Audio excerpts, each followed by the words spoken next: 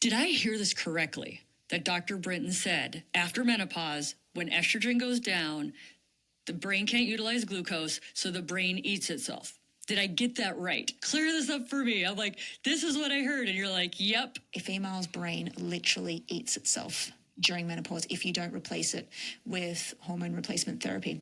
No, not true. Not an accurate interpretation of what the research tells us. Let's break it down. Welcome to Happy and Healthy with Amy, the brain health podcast for women in midlife who want to not just survive, but actually thrive during the menopause transition and beyond. I'm Amy Lang, master health coach, best-selling author, and daughter of Alzheimer's, and I'm here to help you make this next chapter of your life the best one yet. Well, hi there, Amy here. Thank you so much for joining me today, and welcome back to another episode of Happy and Healthy with Amy.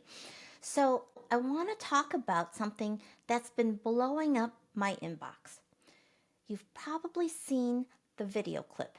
It's the one where two health influencers are saying your brain literally eats itself during menopause if you don't take hormone replacement therapy. Yeah, that one. And it's created a lot of fear. So I get it.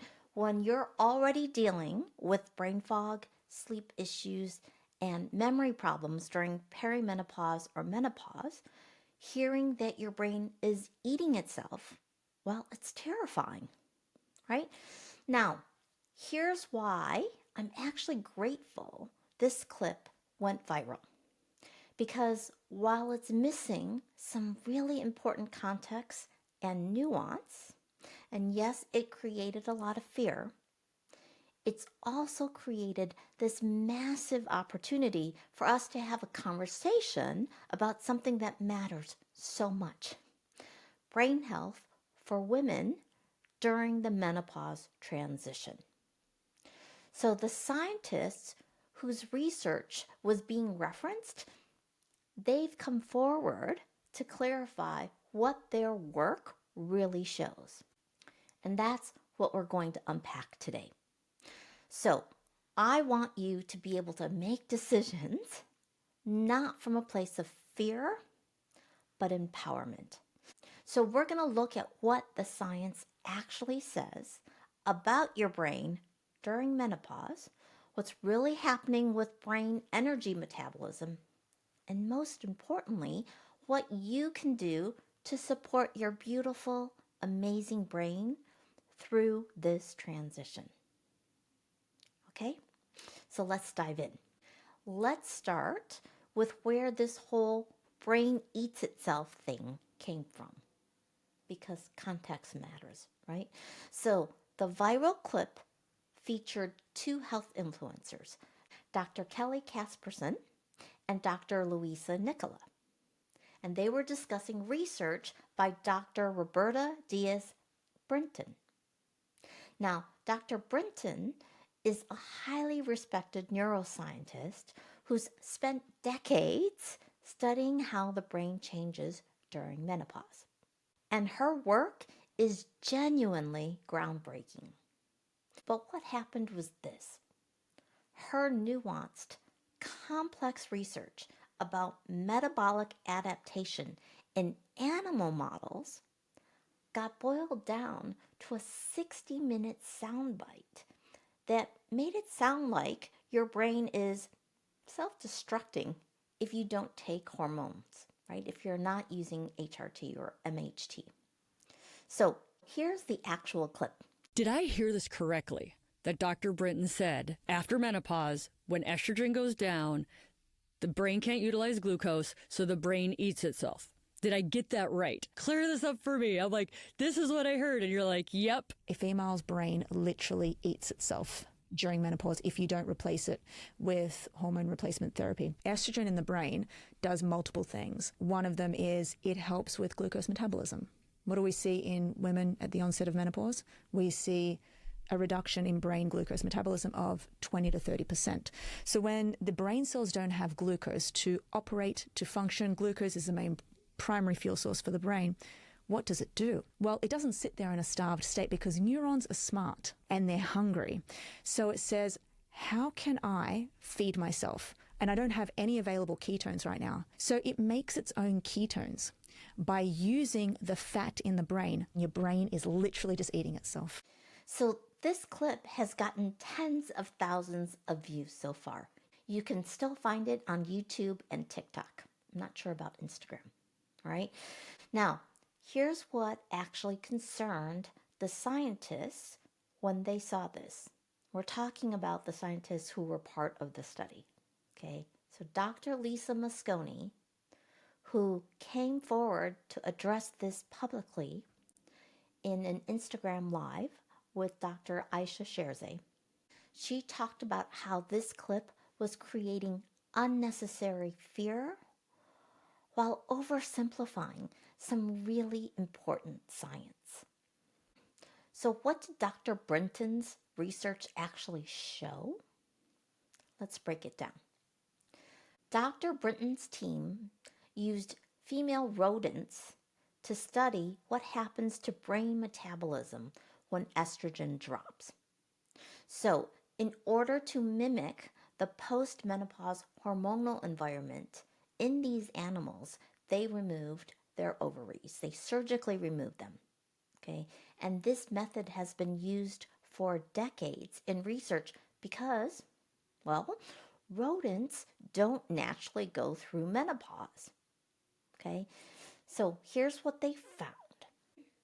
When estrogen declined, the brain's ability to use glucose, which is the brain's primary fuel source, dropped by about 25 to 30%. So that's significant. That's a real change, right?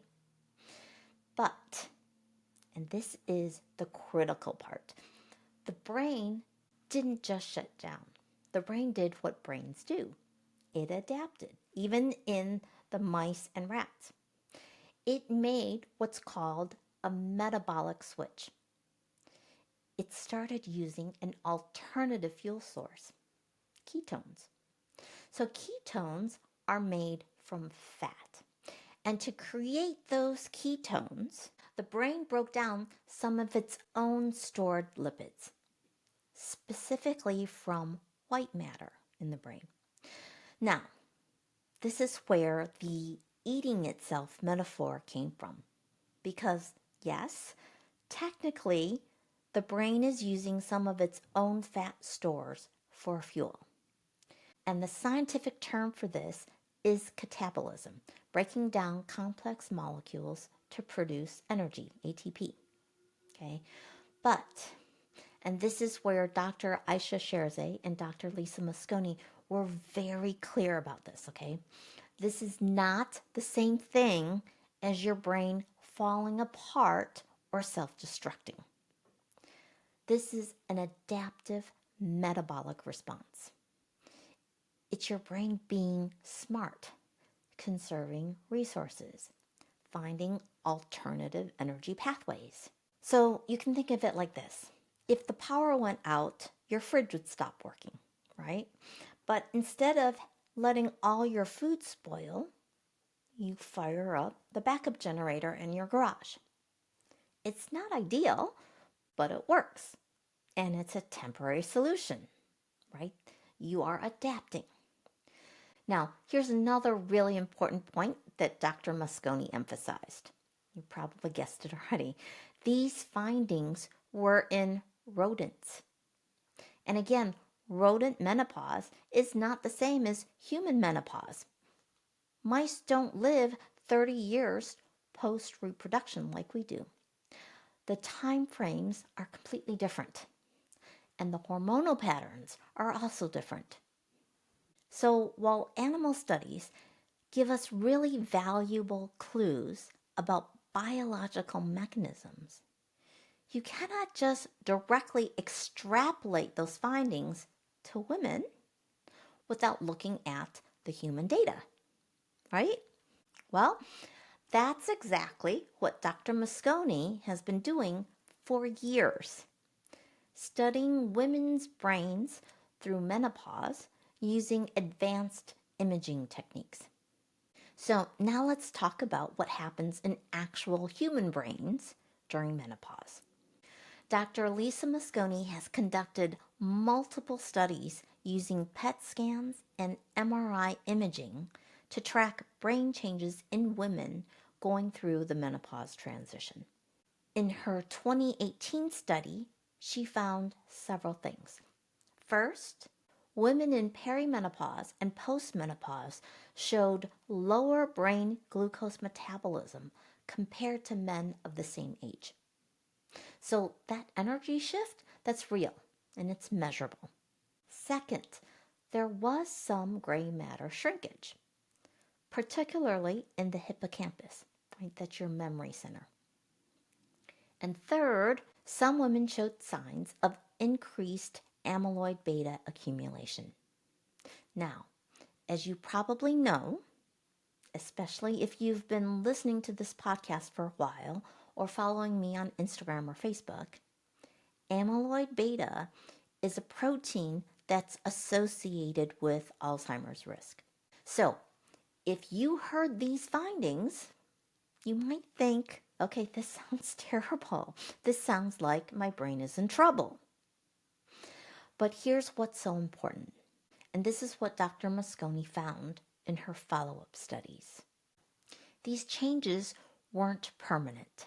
In fact, for many of the women, their brains actually recovered gray matter volume after menopause, right? Their brains stabilized, and women who maintained good mitochondrial function, basically good energy production in their brain cells, had better cognitive outcomes. In other words, your brain is not on a one-way trajectory of decline, okay? It's not on a one-way street. It's going through a transition. And transitions, by definition, are temporary states. Now, does this mean every woman breezes through menopause with no brain symptoms? No, absolutely not. The brain fog is real. The memory issues are real. The sleep disruption is real. And for some women, these symptoms can be really challenging, right? But, and this is what I want you to hear, you are not broken. Your brain is not broken. It's not eating itself. Your brain is adjusting to a major hormonal shift. Dr. Mosconi uses the word renovation. And with the right support, most women's brains adapt beautifully. And who doesn't love a great renovation, right? So this brings up the elephant in the room. Should you take hormone therapy to prevent dementia? And this is where Dr. Pauline Mackey's perspective is so important. So Dr. Mackey is a professor of psychiatry and psychology. She's also the former president of the Menopause Society, and she's written the medical guidelines on hormone therapy and the brain. And here's what she said very clearly in her video response to the FDA announcement removing the black box warning from more than 20 hormone-based therapies. Are you ready? Don't use hormone therapy. It doesn't prevent dementia. In other words, the current evidence does not support using menopause hormone therapy to prevent Alzheimer's disease. Now, I want to be really clear here. This doesn't mean hormone therapy is bad or that you shouldn't consider it. What it means is that if you're thinking about taking hormones solely to prevent dementia or cognitive decline, the randomized controlled trials, the gold standard of scientific evidence, have not shown that benefit. So Dr. Mackey went on to say, use hormone therapy for its indication, which is hot flashes, and it might benefit your brain. But once that period of your life is over, there's zero evidence of benefit. So what hormone therapy can help with is symptom management. If you're having severe hot flashes that are disrupting your sleep, and that sleep disruption is affecting your cognition, yes, treating those symptoms can absolutely help your brain function better, right? That's something else Dr. Mackey talked about. But you see, right, that's different from saying hormone therapy prevents Alzheimer's. And Dr. Mackey was also really honest about her own research journey. So she also initially thought hormone therapy would improve cognition. And she published observational studies that suggested it might.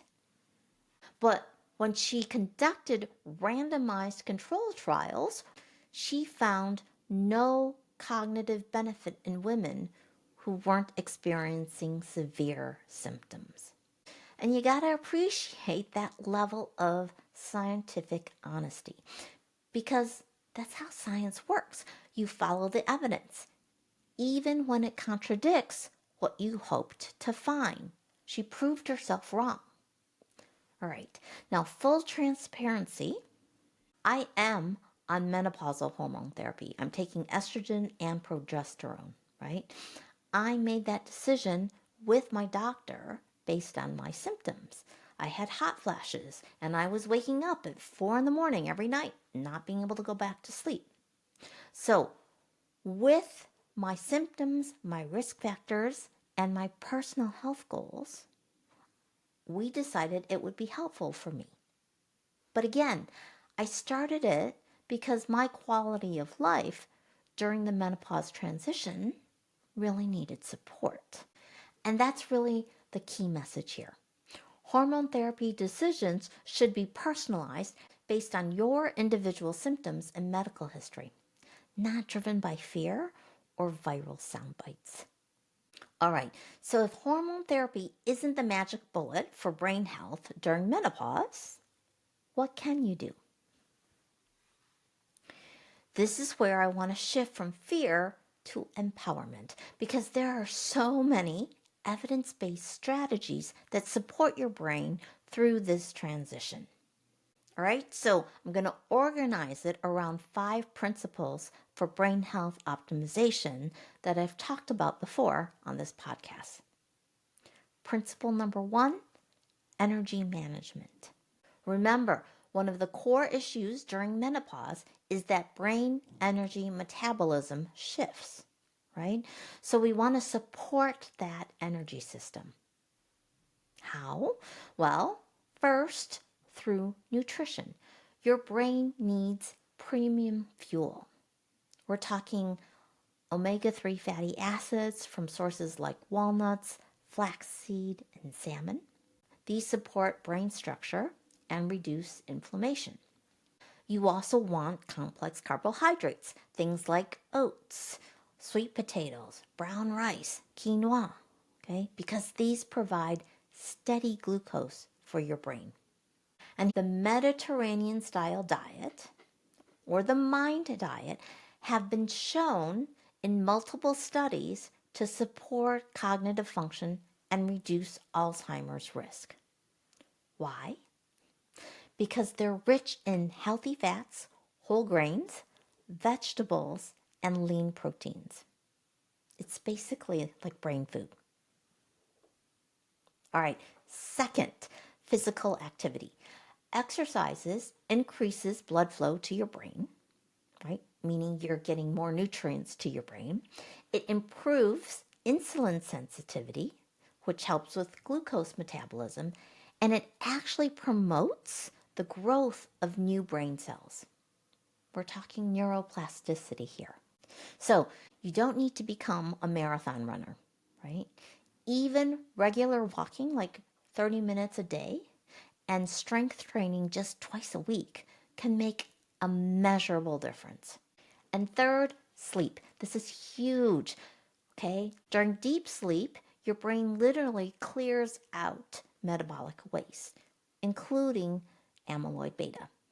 It's like your brain's janitorial service that comes at night. And then during REM sleep, you're consolidating your memories. So if your sleep is disrupted, which is often during menopause, right? You're not getting that crucial cleanup or memory consolidation.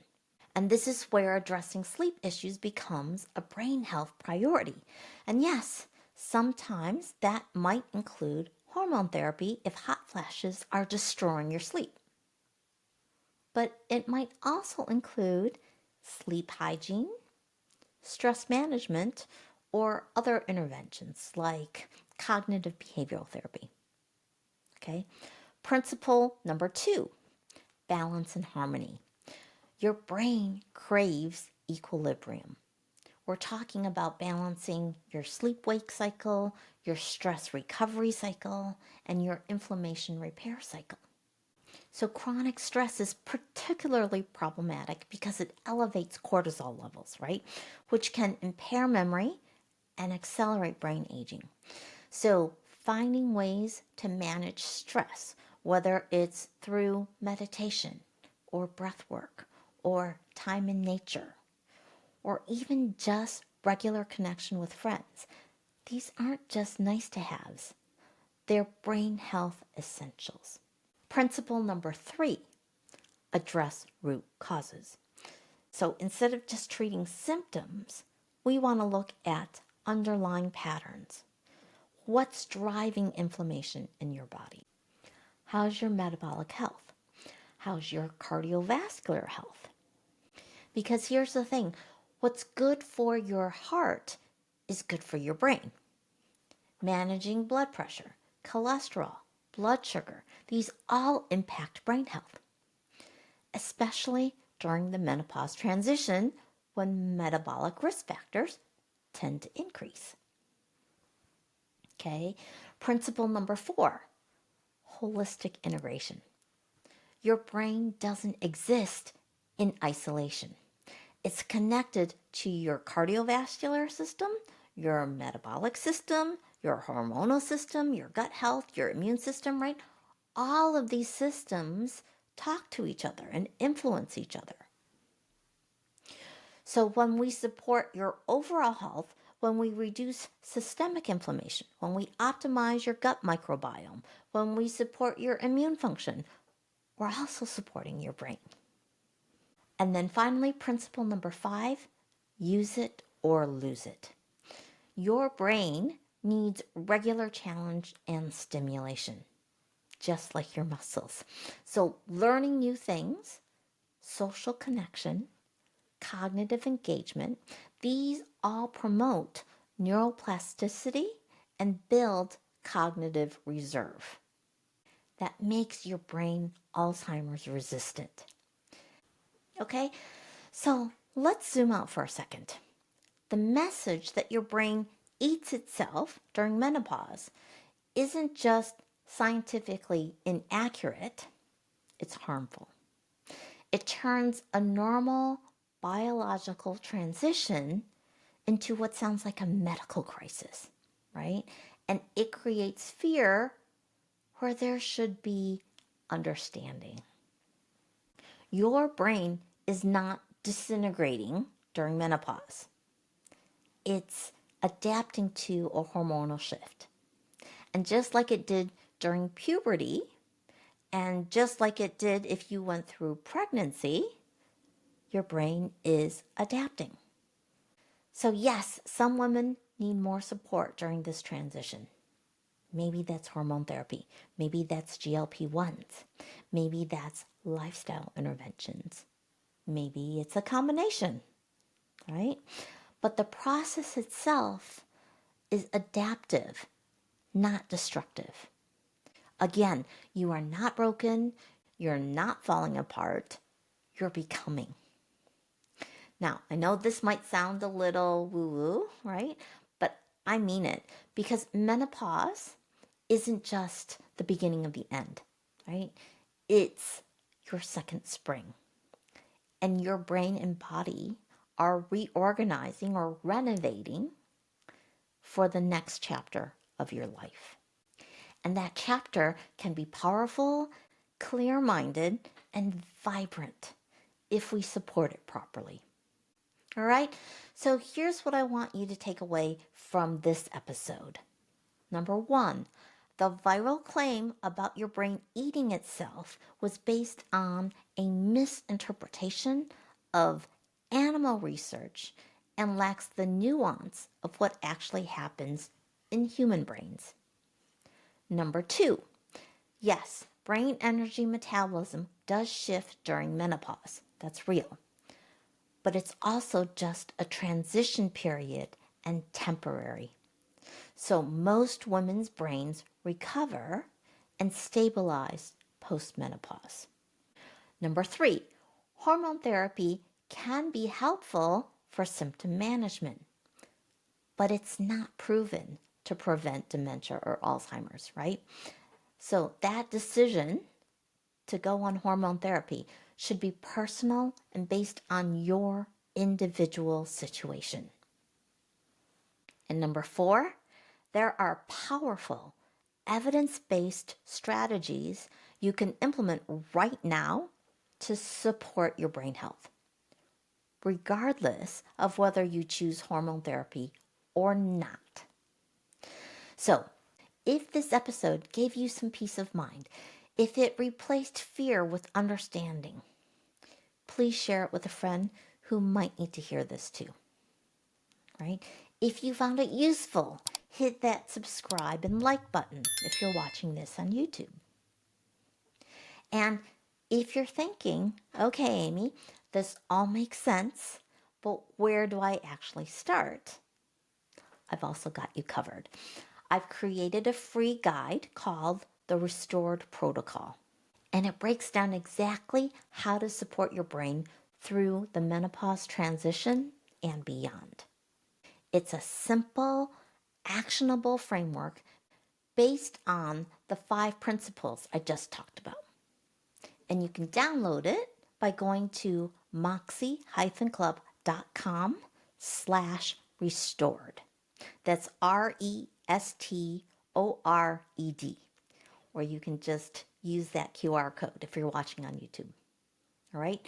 So this guide, this protocol, will give you the exact steps to support your brain's energy metabolism, to reduce inflammation and oxidative stress, and build cognitive resilience. Right? And you can start today. All right? So again, thank you so much for being here today. And until next time, remember, your brain is remarkable, resilient, and absolutely worth taking care of. So I'm going to wrap things up today with a quote from Dr. Luann Brezendine, author of the book, The Female Brain. The female brain is not broken. It's changing. And understanding that change is the first step to supporting it.